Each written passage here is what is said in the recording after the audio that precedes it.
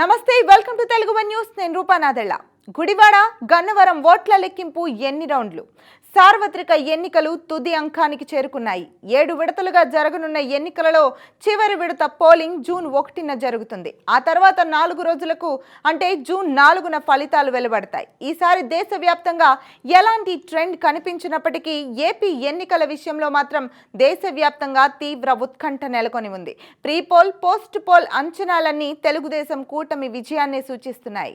ఈ నేపథ్యంలోనే ఓట్ల లెక్కింపు ఫలితాల ప్రకటన తేదీ దగ్గర పడే కొద్దీ ఉత్కంఠ తారాస్థాయికి చేరుకుంటోంది. ఎన్నికల సంఘం ఓట్ల లెక్కింపునకు అన్ని ఏర్పాట్లు చేసేసింది. ఆంధ్రప్రదేశ్లో ఓట్ల లెక్కింపు జూన్ 4 ఉదయం 8 గంటలకు ప్రారంభమవుతోంది.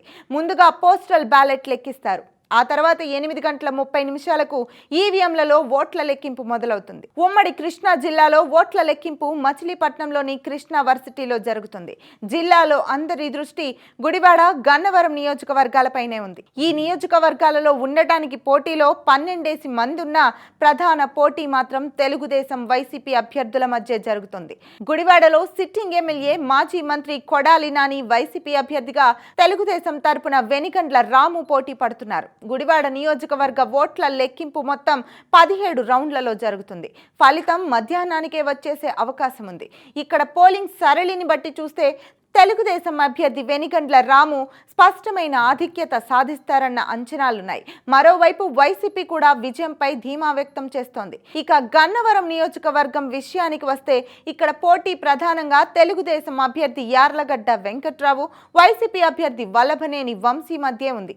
ఈ నియోజకవర్గంలో ఓట్ల లెక్కింపు 22 రౌండ్లలో సాగుతుంది. దీంతో ఈ నియోజకవర్గ ఫలితం తేలేందుకు ఒకంత ఆలస్యం కావచ్చునని అధికారులు చెబుతున్నారు. ఇక్కడ కూడా పోలింగ్ సరళిని బట్టి చూస్తే యార్లగడ్డ విజయం సాధించే అవకాశాలున్నాయని అంచనాలున్నాయి.